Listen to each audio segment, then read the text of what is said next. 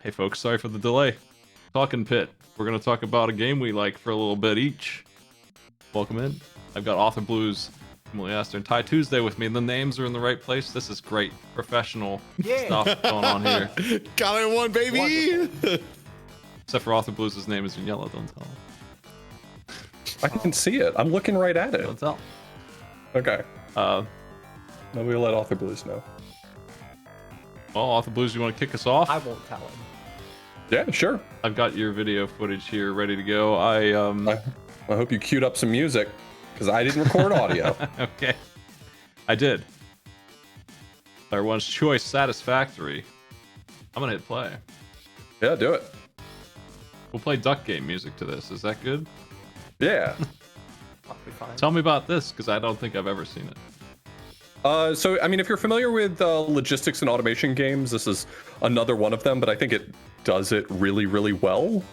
Like if I had to sell someone on a logistics game, this would be the one I would. I mean, I've only put about 450 hours into it, but I know that that's on the lower end of most satisfactory players. The basic premise is you've got these resource nodes all over the world. You're a lone pioneer that's been dropped on this planet, and you have to make profit. I mean, it's pretty overt about it. But you gather resources from these nodes. They have infinite resources. They never run dry, and you turn the ore into ingots and ingots into parts, and these parts tech up to higher and higher quality parts. And the whole idea is sort of erasing this idea of scarcity of resources and more thinking about it as a logistics puzzle. So rather than thinking about like how much iron do I have, think about how much iron am I producing per minute. And that's kind of the way that you visualize things here. I'm kind of doing a little world tour at the beginning of this video of my current world. I decided this summer to play again off stream without streaming it, because that ends up eating a lot of time. And so this is kind of like early game stuff right here. I'm showing off, you know, how do you get power? So you find coal and you run it through generators, and you source water to cool off the generators. Building steel out of coal and iron. I've got a factory for copper. I've got a factory for iron. But if you're kind of wondering what this game looks like when you play it fresh, this is a giant, lush world, all interconnected. When you start your own world, you're given the choice of like, where do you want to start? And there's a lot of like difficulty choices you're making at that point. So like, do you want to start in this verdant, lush landscape that's wide open space for factories, but the resource nodes are pretty far apart, and so that makes it a little more difficult? Or do you want to build in this dense forest where it would be harder for you to build a factory because there's not a lot of open ground, but there's a lot more resource nodes? Or if you're a real sicko, you can just go into the desert where there's nothing. And so I showed a little bit here about what that actually looks like. You know, you get to pick, but one thing that a lot of people don't know when they first play this game is that it is just one giant world. So if you decide to start in the desert, if you're willing to walk for 30 minutes, you can get to the forests. If you're willing to walk 30 minutes in a different direction, you can get to the desert or to whatever section you want to. It's just a giant world. Can you take like a car? Yeah, so as you tech up, you can get more and more tools for crossing the landscape. So like fairly early on, you can get trucks that you can drive. Later, you can build train systems, which end up being an integral part of your logistics and automation, is like transporting raw resources from one side of the map to the other. And much later, you can get, you know, jetpacks and things to fly yourself wherever you want to go. And if you don't mind overtly abusing the physics engine in this game, you can also just basically launch yourself into space using hypertubes. This is a quick tour of like what the starting locations look like. So this is each of the starting places you can go, and they look vastly different from one another. So you have a lot of that to choose from. I think the rest of this video is me showing off my old world, which is like 400 hours. This is like fairly end game, and you can kind of see how everything scales up. If your brain works the same way that I do, then you find an endless row of perfectly homogeneous machines, beautiful in their own way.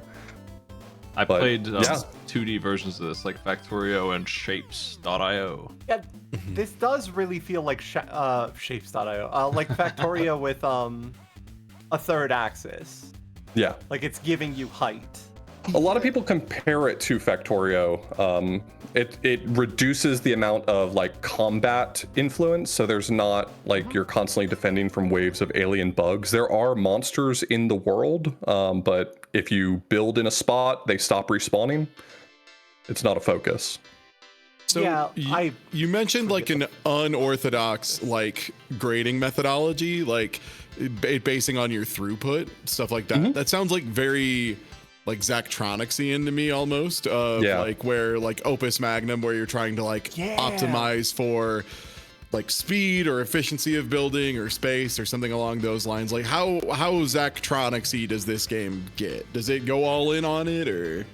So I mean, there's no mechanism in here to like compare your factories to other people's factories, so it lacks that.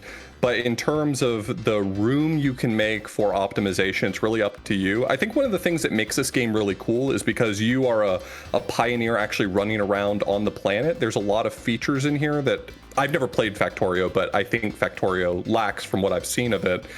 So like, for instance, if you go exploring, you can find these crash pods all over the world. And what you find in there are research materials to allow you to learn new ways to make parts. So for instance, you know, toward the beginning of the game, if you want to make screws, you have to first take the iron and turn it into ingots and then turn it into rods, and then rods get turned into screws. And you learn to just hate screws, because anything that requires screws requires like 30 machines in a row just to be able to do. And welcome to threaded fasteners, baby. That's real life. Yeah, they suck. exactly. They're so complicated. But through research, so you go and find these pods, you can research like new ways to make things. So now maybe a part that previously required you to have screws and sheets now requires rods and sheets instead. And so you can choose these other recipes to make things and really like coordinate your factory to be perfect, whatever you think the perfect mix is of recipes. Well, I feel like that happens in all these games because Shapes.io is about making triangles and circles, and you still hate making like a white circle that you cut in half. You hate half circles showing up in your damn shape because you have to get paint and mix it and then cut a circle in half, and you need a bunch of machines to do that every time. But I think the notable thing about Satisfactory then is that to get a half circle, occasionally you'll get like, okay, if you get 3 triangles with curved bits, you can make a half circle instead of cutting your circles in half. Like different routes to the same end material. And that's the big thing. So like, you know, later in the game you might discover a way to more efficiently make iron ingots if you're willing to bring water into the mix, or you might find a more efficient way to make concrete if you're willing to bring silica into the mix. Something that would be unheard of early in the game. You would never want to use those resources for that purpose. But later you're like, you know, I kind of have some spare silica from here. If I mix it with this, now I've got more resources to work with. And so it's really just a question of like, you know, a lot of people in the late game, because this game doesn't have a lot of late game goals, it gets to a certain point and it's really up to you to make your own goals. A lot of people just try to figure out how to make a factory that can make this really complicated part as fast as possible. So like this that's happening right now in the video is actually a tour of a specific factory that I built very late game. I called it my Compugoda because it's a pagoda shape making computers. I kiss girls. Copy paste your whole factory, or is that a... Now you can. When I made, don't make me cry. I'm gonna cry about this. Basically, as soon as I stopped playing last summer, they introduced a blueprint machine that allows you to like take a little footprint and make a copy of it and paste it all over the place. After I had invested probably like 70 hours into making just this factory right here, so that I could make 60 computers per minute.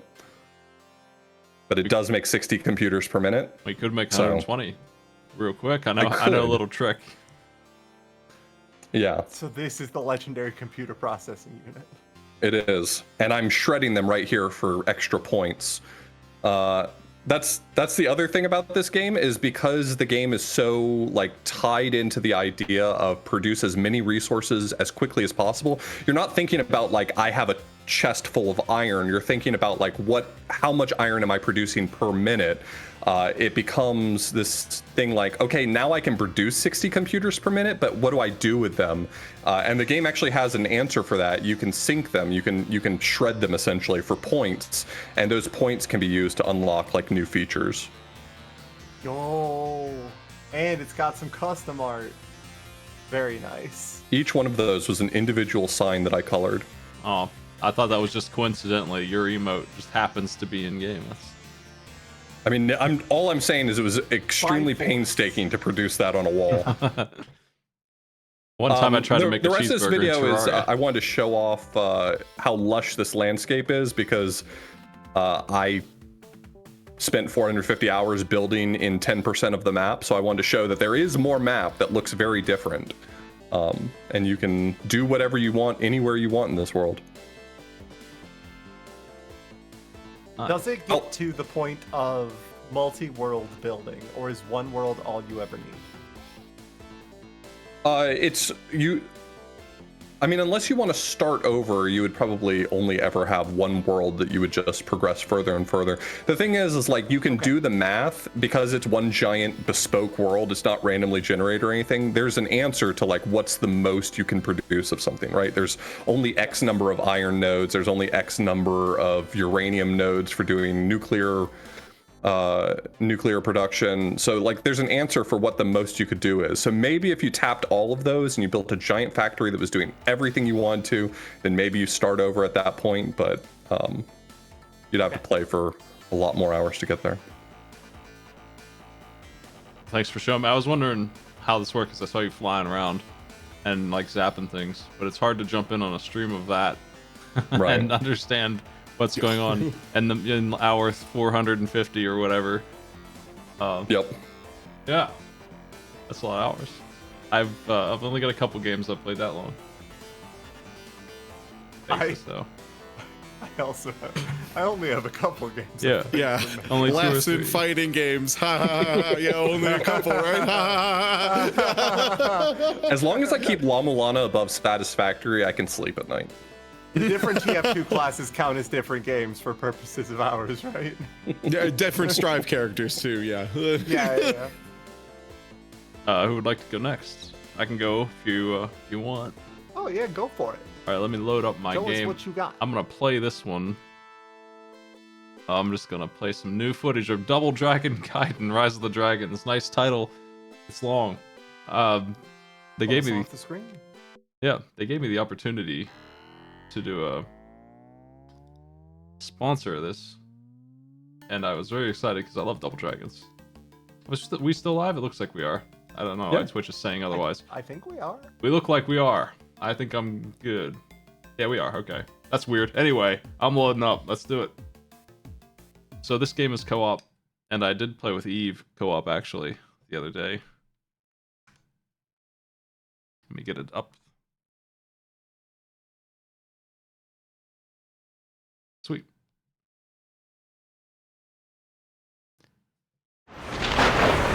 Double Dragon Gaiden! Rise of the Dragon! Try not to turn it up too much. So this game has some systems that are new, at least for Double Dragon, and it gave me vibes from the Ninja Turtles game a bit. And it's got a token shop that you can use to buy what you would expect, DLC and music and stuff, but you also use it to unlock characters. And I've unlocked most of them in our 3 hours I was playing. The last 4 are bosses, so working on them. But I had to get a Bobo that way. So he's here, and I'll be playing as him. That's my boy. And Marion is here. She has a gun and a bazooka, and I don't know why she's so strong, but she sure is. Bringing a gun to a game where you beat up people with your fists, so that's my 2 characters we're gonna be using. It could be anything. So you go in here, you delete and cash out to get tokens based on how much money you've earned in and you have a bunch of options for like how hard is your game? Permadeath? Well, now you can get a token for 800 in-game bucks or whatever. No health? Yeah, you can really hook yourself up here. If you just play normal, you still get quite a few. But if you're really good at this game, you're just gonna unlock stuff faster. Okay. And Kind of a Hades contract sort of thing. That's a cool idea. the other part of this that's newish is the tag system. So you have two characters, and even in co-op, you still have two characters. Your primary gets more upgrades at the end of each stage, and your secondary still gets some good moves. And basically, if you're getting comboed, you can just hit that button, and they will switch characters instantly. Stop the combo, and you're the other dude now, and you can start beating up some dudes. Okay, nice. So that it's your kind of like your burst mechanic. Your get off me, let me start playing again as you swap over to the other character. Yeah, and you get a bunch of bonuses and money and tokens and stuff for killing people with your specials, which are so good. They're so strong. You have a bunch of different special moves that use meter that very quickly recharges, and when you kill enemies, they drop meter boosting things. You have a run button, and you have him running like that. Yeah, and a grab. A big boy. Those are the buttons. So yeah, we can just switch whenever we want. She's got this, which is pretty good. I like that move. It's hard to beat. You just use that a lot? Is there... It's a blue bar button, so it's charging. Okay. When you kill Those 3 men are enemies or dead, more, though. you get some food, which will fill up your health. You can just get a hot dog whenever you want by killing. So that becomes a survival mechanic. It's crowd controlling with your special. That's true out here as well. Yeah. Kill enough people, you will get a hot dog. So now their specials are recharging, so I'm kind of just stuck with regular combos. Bobo doesn't care about that very much, though.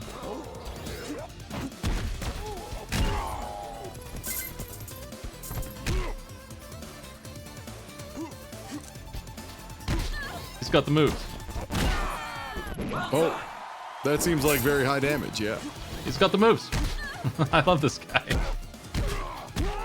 I would recommend a fast character for some of the parts though, so she's definitely bringing what he doesn't have. A bazooka, but also she's very quick. She has a dodge roll move that is incredible. He doesn't really do that. Are there like a lot of stage hazards later on to deal with and kind of maneuver around, or does this one stay very beat 'em up focused? There are a lot of hazards, but not only that, this game also does a thing where the stage you picked first is easiest, and you only do 1/3 of it, and then the second stage has 2 sections, and then the third stage has 3, and the boss is tough, and then the fourth stage has a super boss, and you can pick them in any order you want. So I actually have not seen all of that yet because it's so varied. There's some moves. Here we go. How different are? I'm assuming you haven't played through too many times, but are the levels like pretty much the same if you play through? Like if you play this area you're doing as your first area, and then you started a new file and played it again, would it still be exactly the same, or is it like? Okay. So it's not like fully randomly generated. It's just how many chunks you get. Okay. It is just determined by what order you've done it in. So the boss is going to be at the end of this first section of the stage, waiting for me. And if I came here second, he would be in part 2. Otherwise, it's a cool way to encourage replay. Just yeah, and the boss. I want to see more of the stage that I haven't played much of. The boss is completely different too. Like he's not even close to the same boss. Oh. I'll take that burger. I love my boy Bubba. Oh, okay. And your character in the back recovers a little bit of their blue life slowly. Okay, sick. So it's got kind of like a this guy's rally mechanic, like from Bloodborne. Or is it just? It looks like it's tag out health. It looks like it's like Marvel vs. Capcom health, where yeah, like if you're tagged out and in the back, you'll start getting your chunk back. Gotcha. It's kind of like Nuclear Throne with the upgrades you're going to get at the end of the stage, which I probably will be able to clear here in maybe in 5 minutes. It's pretty close to the end of this already. You get upgrades for moves, and you get to pick between them, or you can just be greedy and take money, and you probably will actually have a hard time with the end game. The boss, man, I spent a lot of my money dying while Eve won the game because I couldn't dodge at all. I tried to get through with just a Bobo's big strength, and it was like $5,000 a res. I was dying so much. I lost all the profit. Is it permanent upgrades or is it like per run? Permanent. No, it's per run. For the rest of the run, you get the upgrades. Gotcha. The So unlocks seem to be permanent, though. Like the, Yeah, the those new are. characters that you get from The your tokens. tokens. and all that good jazz. Yeah. So tokens. yeah, but like customizing your move set is like on a per run basis. Yes. That's That is cool. what I understand. That's a cool idea. There's so many characters. Kids call that a roguelike. Cannot believe that this has roguelite elements. The kids are gonna love this one. Kids are absolutely gonna love this. They go wild. Oh for man, roguelites. is that a turkey? Unbelievable! That's the best that you can get. That's $100, that turkey. Love to see it. Press the elevator button with my gun. So you already have enough for like 5 tokens, or not 5 tokens, like a token or 2, because you didn't have that many Yeah. difficulty options on. You Okay, word. So it's pretty Yeah, quick to one, get those. one token, because Smite was on 1,000. you can Oh, skip. 1,000? Okay, word. Sometimes you get the option to skip your upgrade to get 3, just like that. So it didn't take long to get. I probably had like 50 so far. I've only been playing for 3 hours. 2 players. This is Machine Gun Willie, who is the first boss of the first game. Well, last boss of the first game. Until Jimmy shows I up. was about to say, important question. Can you potbuster Machine Gun Willie? The answer seems to be yes. Game is good. You can do whatever you want to this guy, yeah. Including play as him. Marian's better though. Marian's got the good gun. I think he's got some trouble. It looks like some of his moves might be like a little too like dedicated, Yeah, he's pretty a little too shufty. committal. I think he's a heavy, and that I like fast characters. Except for a Bobo, he's great, but He says playing a Bobo, yeah. Wait a second. a Bobo brings something I don't have. I think this is a good team. We get a bonus of Yeah, money for so- killing him with a special, so I'm trying to do that.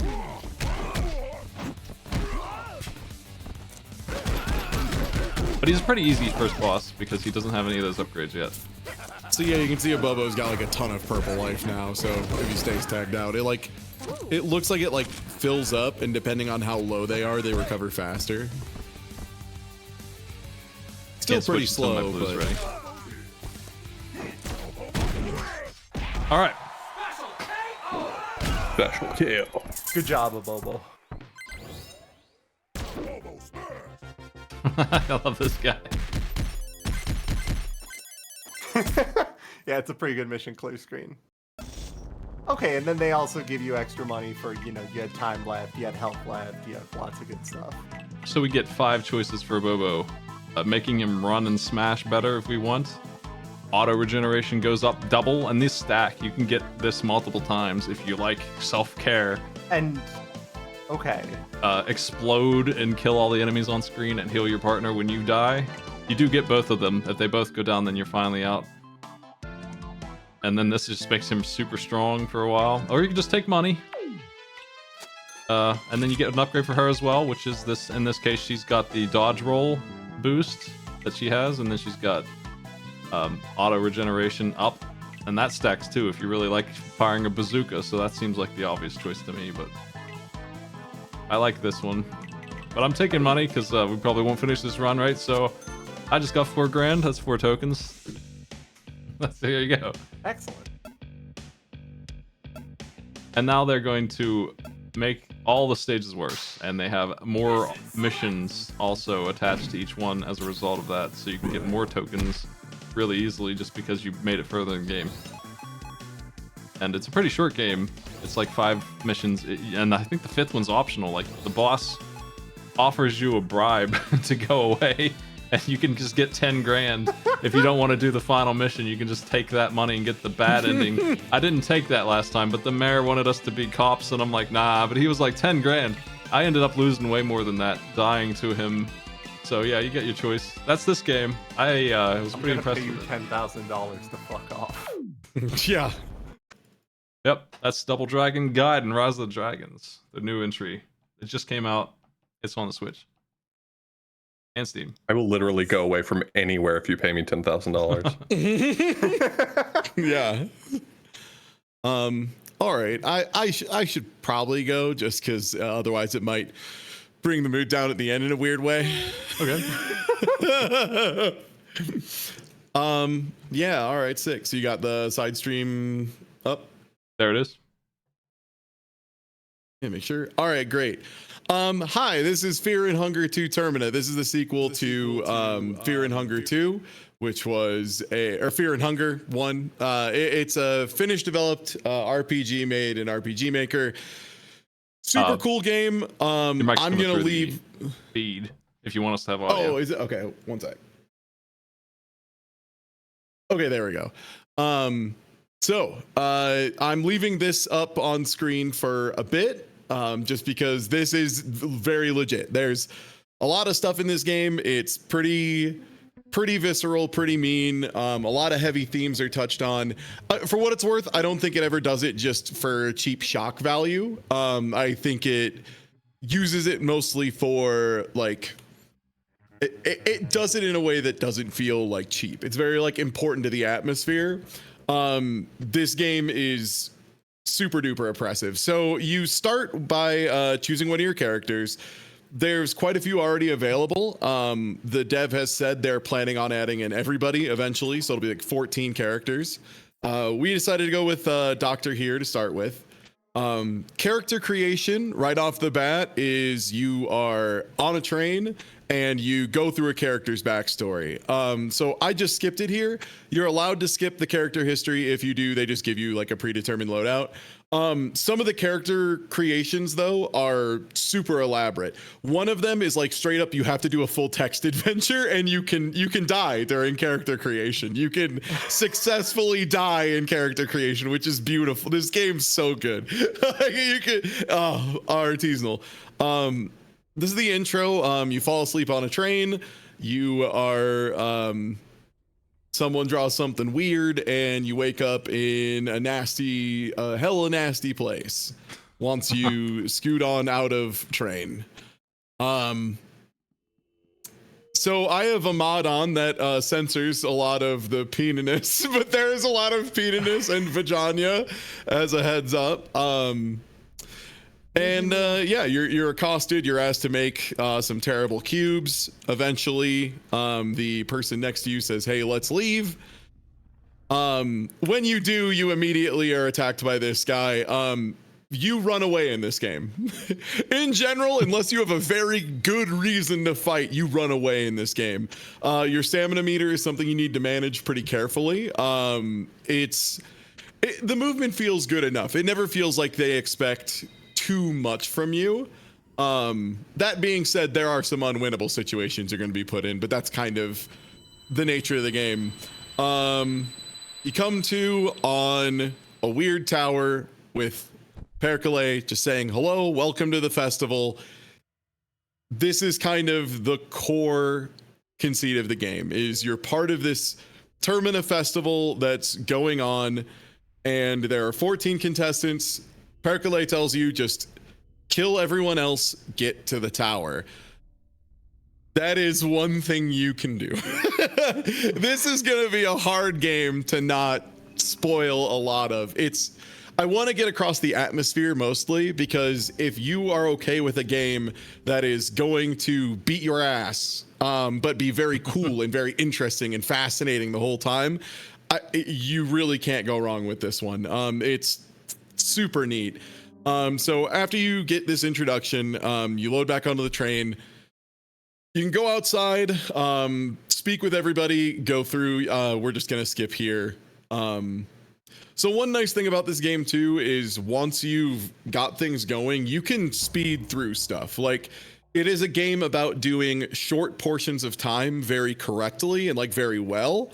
And then managing to like save at the end of that. Saving is really hard in this game. It's another thing. Like you have to find a place where you can sleep that is safe, and then you are allowed to save, which passes time forward. So the game gives you 3 days, if it wasn't obvious enough by it being called Fear and Hunger to Termina, it being the Termina Festival, and there being a big moon coming down in 3 days. The dev likes Majora's Mask. And this game is very Majora's Mask in that way, in that it's about segmenting your time correctly and getting like one good like beginning to end run. A full run of this game takes, depending on what ending you're going for, anywhere between like 1 and 4 hours is like about the time you're looking at. But you're gonna die. It's gonna kill you. You're gonna lose time just to the fact that you made a small mistake, or maybe you just lost a coin flip. So I'm trying to swoosh through to first encounter here. Okay, so the combat system is pretty interesting, and one of the most important core conceits right away is, in a very Fallout style, you target limbs individually. Limbs, different body parts, whatever it is. You've got that kind of like VATS thing going on. This is crucial. This is like one of the most important things in the game. Up front, if you try and swing at somebody's head, there's a good chance they'll just dodge it entirely. We take, I'm trying to think if we take, okay, so we take a hit here. This is just a random enemy. I let him swing at me once. You might notice half my life bar is gone. That's kind of this game. Even if you get a win, it's probably Pyrrhic, unless you are really sure about what you're doing. You have a great game plan, because yeah, we won. We got nothing. He had a pipe on him. Nice. Great. This version of Dan has the ability to harvest organs, so we're just gonna do that. Every character has very unique abilities. Dan the doctor, he can get the ability to harvest organs. He can get abilities to like heal people, analyze for weak points and stuff. One of the other characters, for example, Marco, is a boxer. He just gets double swings. He's great at like melee combat. Marina goes into cult stuff immediately, so she has a bunch of like pretty strong spells up front. Osa just won't use guns. Characters are like super different. Olivia is wheelchair bound, and she can use this to her advantage in a lot of situations, or it can be like a pretty serious downside if you need to run in a direction where being wheelchair bound prevents that. So Nice kidney. thanks. What's that do for you? I don't want to say. That's an exercise for the viewer at home. All right. So yeah, so you kind of explore a little bit. We're just going around trying to, at first you're just trying to get your bearings. You're trying to figure out what is going on, what you need to do. There's a lot of ways to make progress that are fairly straightforward. Again, this would be the moment if you realize very quickly, like, fighting is bad unless you have a good reason to do it.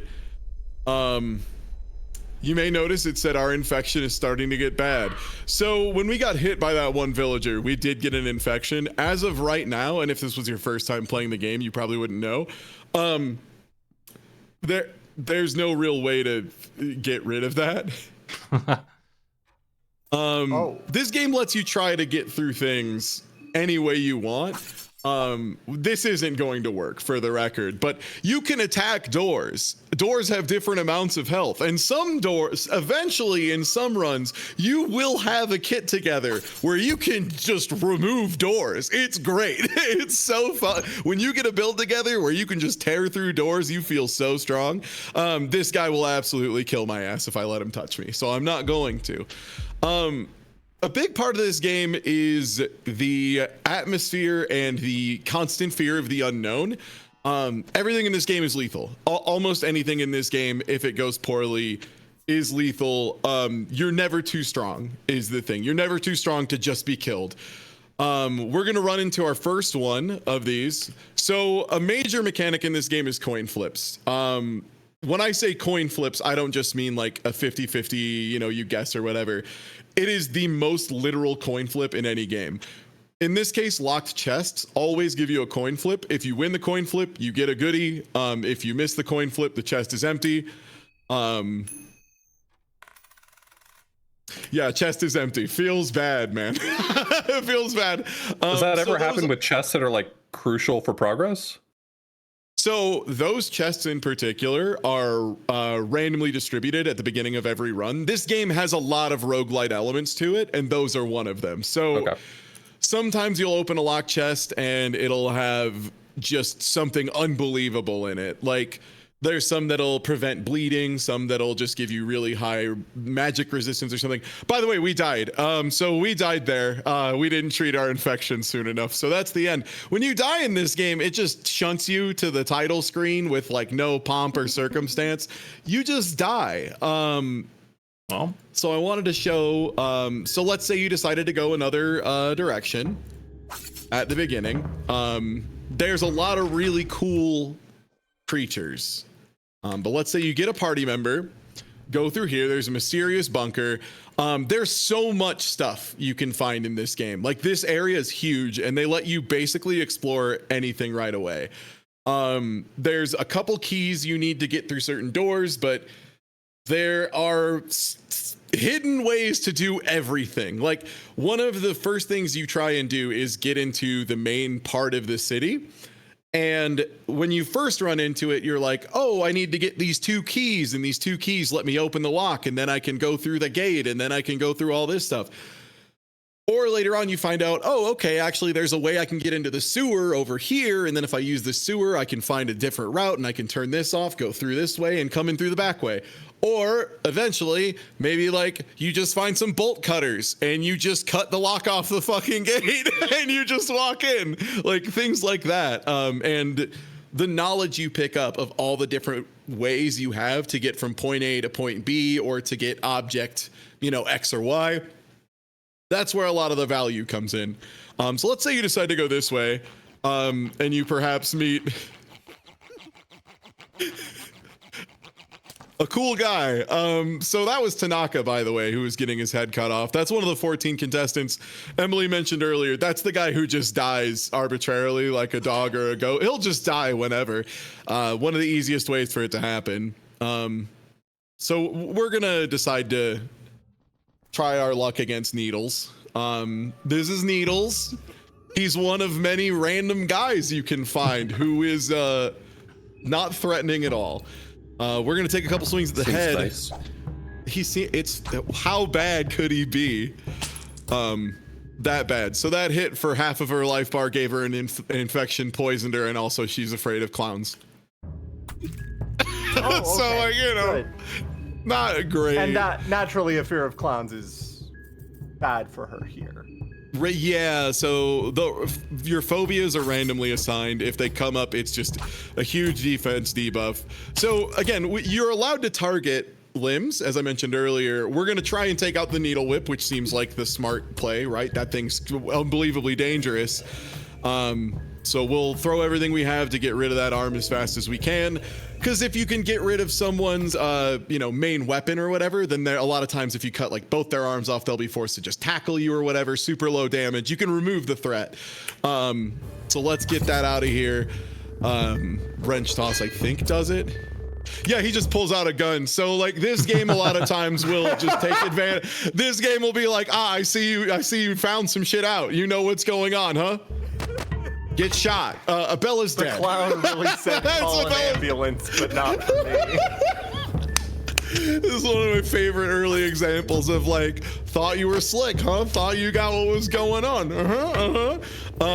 Really, really dangerous here. Yeah, we'll just go ahead and get killed by Needles. Needles has a special death, which there are many of these. And yeah, so Needles would wipe us there free. You need to have a much better plan for dealing with Needles. You can throw glass shards in his eyes, for example, stuff like that. But yeah, so not every death is like necessarily just straight up and down a death. This Needles, the first time he kills you, does some weird stuff. You wake up, and then some shit I can't show you happens. Some shit I extremely cannot show you happens. You're just gonna take my word for it. It's not good. As one final example of the level of violence this game has for you, so those bear traps, I avoided every single one of them. If you get lazy and walk into a bear trap for just a second, which is so easy to do, it just takes both your legs. Your legs are gone. Your legs are gone. You can crawl around, but unless you know the very specific ways that may or may not exist to get your legs back, you're stuck like this for the rest of the run. So a lot of it is about trying to get as much done as you can before you go to sleep for that segment of time, saving, and then moving forward, because stuff like this can just happen. I once had a run that was going incredibly well. I was like 35 minutes deep, and then I just stopped paying attention and walked into a bear trap, and I literally just started laughing because I was like, oh God, you're kidding me. Like, I had the most beautiful run, incredible luck, coin flips going Gucci, snap. Oh man. And like, that's kind of what this game does. Yeah, it's Fear and Hunger too. I think if what I've said and shown you, if you think you might be into it, you probably will be. It's a fascinating game. There's not a whole lot else like it. Yeah. All right. Unbelievable. Nice. Have you played the first one? Yes, it's I assume the it first one exists. is the first one's a lot meaner. It's less about it's more about just killing you over and over again, whereas this one's more like violent Majora's Mask. This one, the developer improved a ton. The developer like went from making a pretty interesting piece of work, but like kind of not the best game, to one that like both hits those notes and also is like a very fun video game to play, in my opinion. Pathologic 1 to 2. Exactly. Yeah, great way to put it. Yeah, okay. Well, Emily, you're up. I've got your footage here. All right. Surprising absolutely no one. I am talking about Final Fantasy 16 from the developers of the acclaimed MMORPG Final Fantasy 14. Now with the oncoming free trial up to the Stormblood expansion. So Final Fantasy 16, I don't want to approach from a story perspective for talking about this. I would like to talk to you all about the gameplay, because obviously Final Fantasy 16 is going to be having its story going about the crystals in the background, and that's whatever. The entire sort of plot of the game, in short, is there are some people that can do magic. These people are largely, like, taken away at birth and conscripted into chattel slavery, where they are forced to use their magic until it turns them into a rock. The ruling class are kind of assholes about this, but the rest of the world more or less just accepts it. There are 8 people, the one of them is just not in this game, who can turn into the summons from Final Fantasy. You know them, you love them.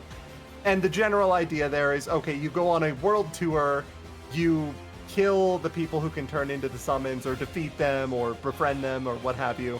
You get their powers, you destroy the crystals, and eventually you find the big bad at the end of everything that's going on, and you have a fight in the void. Like, all of the Final Fantasy staples are here. But the combat is different, because unlike every single Final Fantasy game up to this point, the combat for this game is in fact character action, and you can see a little of that going on screen now. So, to fans of character action, I'm going to preface this right at the very beginning by saying this is on the easier side of character action.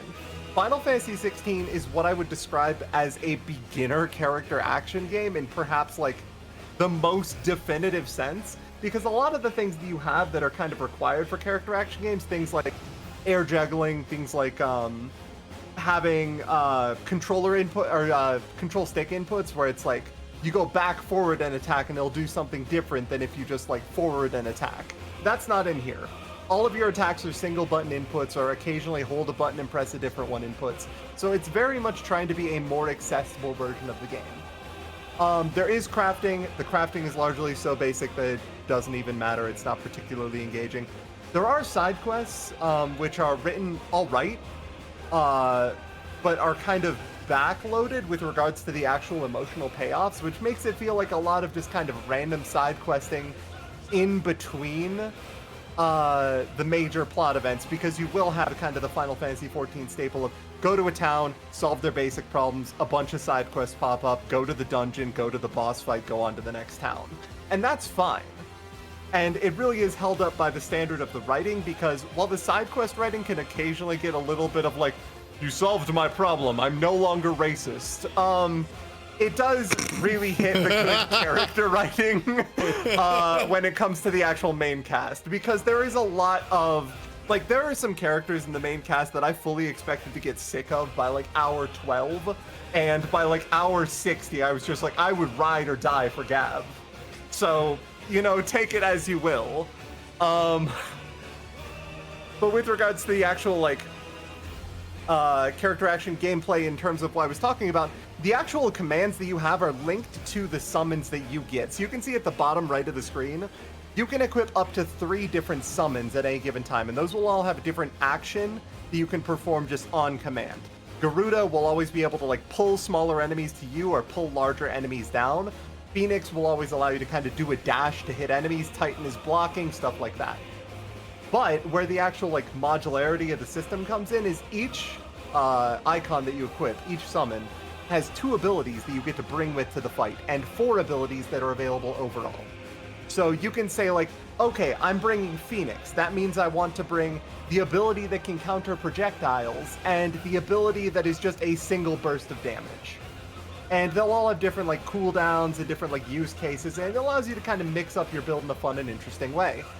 And eventually, once you get enough points to kind of keep leveling up and keep looking at more things, you'll be able to start mixing and matching pieces from different summons into like an entire kit that feels unique to you. But when I say that the game is slow to dole out its tools that you get to use to play the game, I need you to understand that whatever like scope of time you're thinking about for slow doling out of its abilities is too short.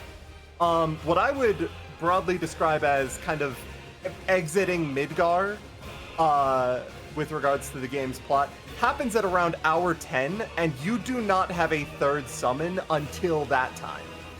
You are operating off of 2 for more or less the first 10 hours of the game.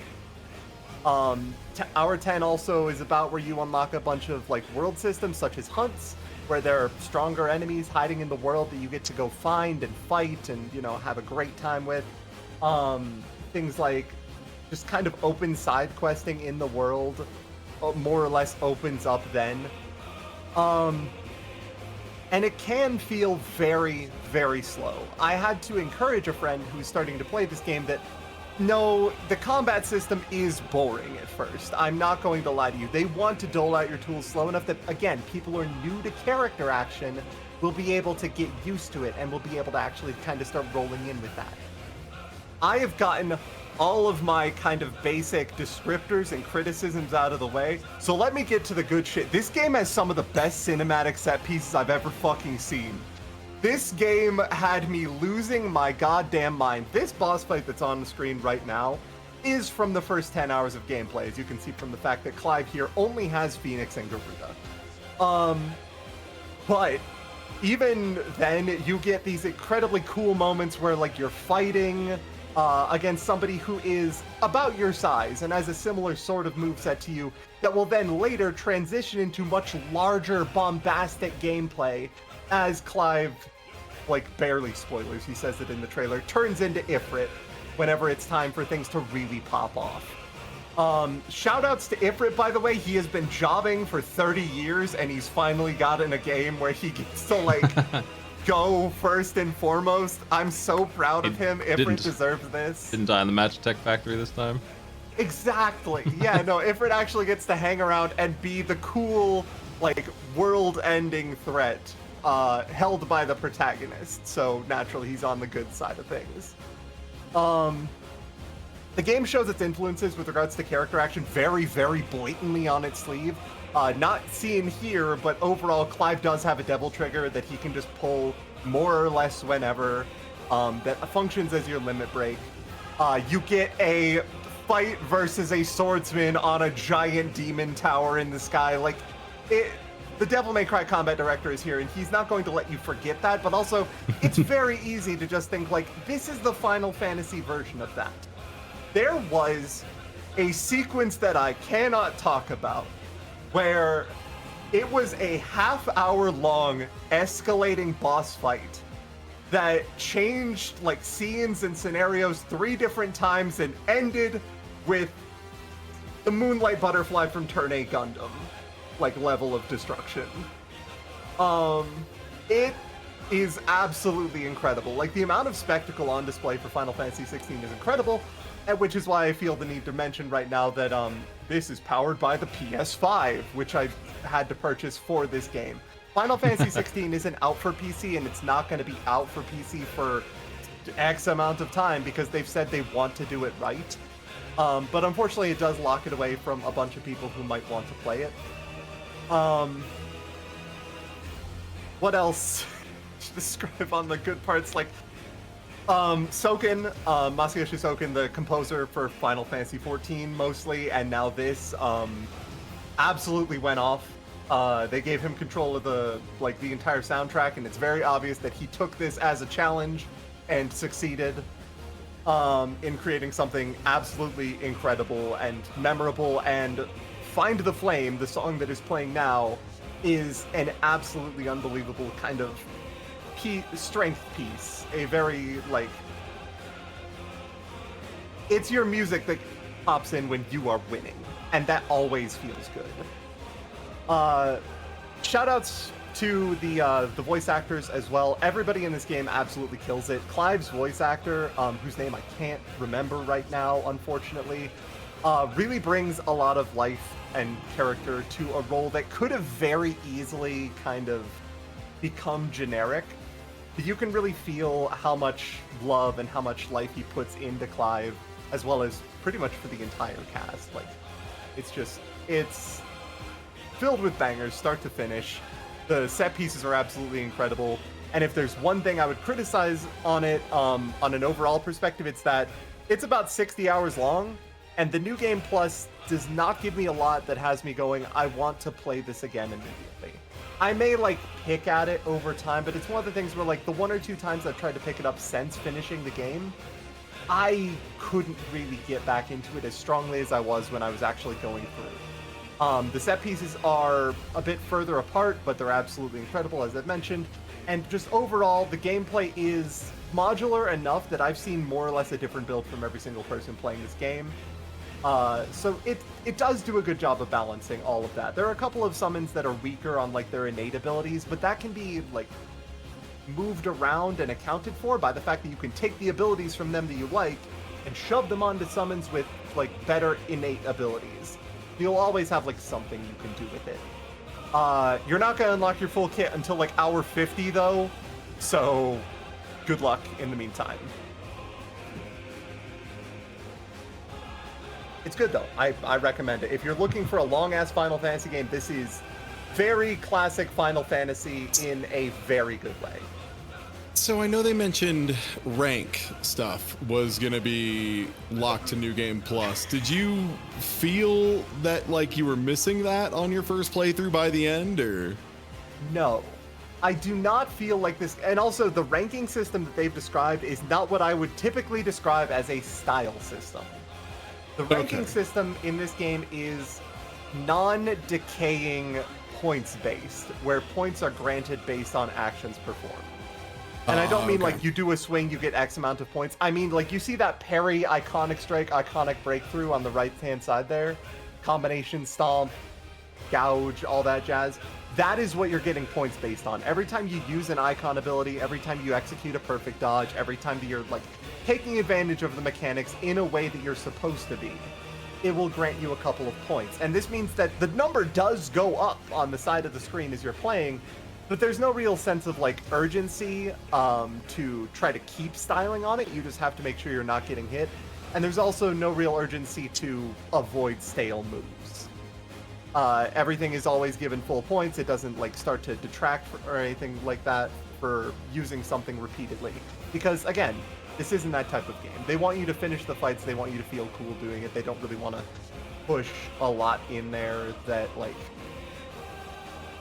would make newer character action players uncomfortable. And while that does leave the actual like gameplay side a little bit thinner than a lot of character action folks would maybe like, it does leave it still very accessible in a way that feels like a character action should. Like, it still feels like you're playing in a way that leaves you feeling like the cool dude that's doing everything and taking on 100 enemies at once. You're still Dante, you just don't have as many options as Dante. But no Gilgamesh in the game, so like 3 out of 10 at best. Okay, so it's bad. Got it. Okay. Yeah, I'm sorry. Like, I did kind of bury the lead there, but yeah, Gilgamesh is not in this game, so like I can't, in full good conscience, recommend it.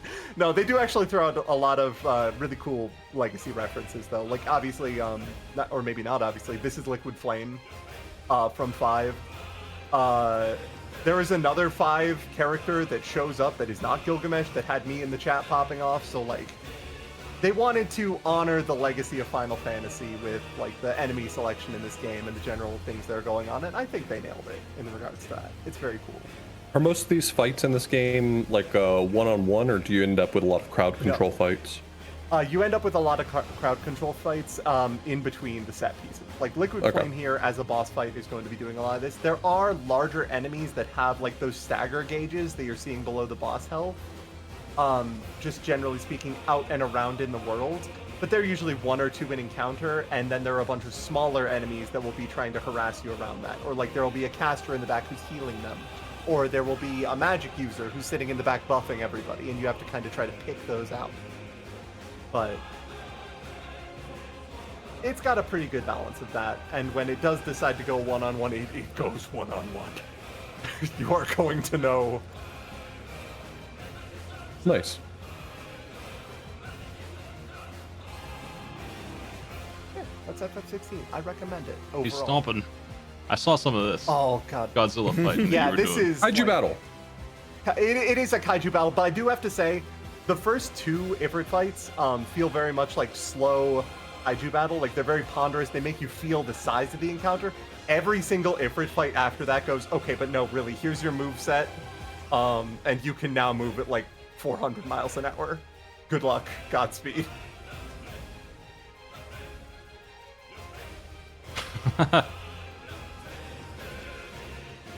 Shoutouts to FF16 just having fantastic cinematics. Again, I've praised the set pieces like 2 or 3 times already. I cannot praise the set pieces enough. They are what I will remember about this game when my small criticisms about the side quests and the crafting system are dead and buried in the dark corners of my mind. I will remember the fights with the icons forever. I saw Yoda a Death Scream 10 hour on that YouTube recommended list. Good stuff. Oh, it's always all right. Thanks for sharing. I saw some of that big stuff. I just don't have a PS5. So it might be a little while for me. I have claimed the mantle of author blues. Yeah, sorry, my Discord just crashed. You broke our whole layout. This is all your fault. Sorry, Everybody I fixed left. it. I came back. I fixed it. It's the damage is done. Show's finished. We've been canceled. The ratings. The ratings have come back. People aren't loving it. Should we do plugs then if the show is exploded? Go ahead. What are y'all into? You into anything fun? Other than what you should? Yeah, hey, I'm Ty. I stream over at twitch.tv/TieTuesday. I'll be doing Wii games every day of August. I have just too many. Just like an irresponsible amount of Wii games. Just like Please tell me you already had those stacked and were those already you already had you didn't buy them recently, right? What's up? There, I got them on screen almost. Yeah, I had a lot of them. Okay, that's it though. I'll be doing that like every day for August. So, yeah, check it out. There, we're back. Okay, sorry. Hell yeah. I saw some of those piles. Yeah, where'd you get all those? Many years of my life for roughly $1 each from GameStop. Mistakes. I'm Author Blues. I just got done with a month long of content, so I'm going to hibernate in so many ways. Why? I'm excited to play some puzzle games I've had on my backlog in Pikmin 4, and I stream over at twitch.tv/AuthorBlues. So I'm happy to be done with dashing through trash. It is a labor of love, and I'm so happy to sleep again. Rest easy, weary hero. I gotta tell you, Chrono Trigger wasn't what you hyped it up to be. You invited me That a month in sucked. advance for It sucked. Chrono Trigger, and it was one of the. Smite messaged me the next day. He said, "Hey, sorry I was a little low energy. I got done building a fence, and also Chrono Trigger sucked." And I was like, "Yeah, that one's on me." Yeah, see, Sonic 06 kicks ass. I don't have to worry about that ever because I have the perfect game. Yeah, did anything, Emily? I'm playing through Pikmin 4 right now, and I still owe Mega Man Network transmission to the people, so sometime. Eventually. Hey, I already beat that game as a kid. How bad could it be? How bad could it be? How bad could it be? Well, you may have heard of Vampire the Masquerade Bloodlines, but some unfortunate gamers maybe know that that is the second one of those games, and I'm playing through Redemption. Made in 2000, a third-person, 4-player at once Diablo game where you try and control 4 idiot vampires, and it's impossibly hard to play that. But it's voice acted all the way through, and it's really funny. Me and Maddie are trying to go through that, so we are on our second session this week, and I'm playing through Final Fantasy Mystic Quest also. Yes. That's my games. Hey, thanks for joining me, y'all.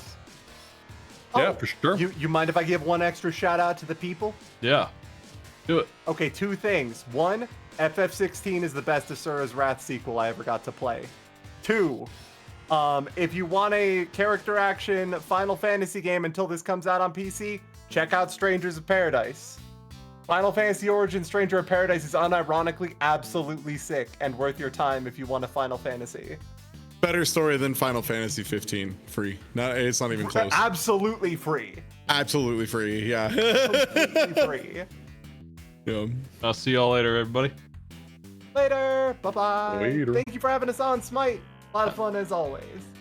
Have a good one.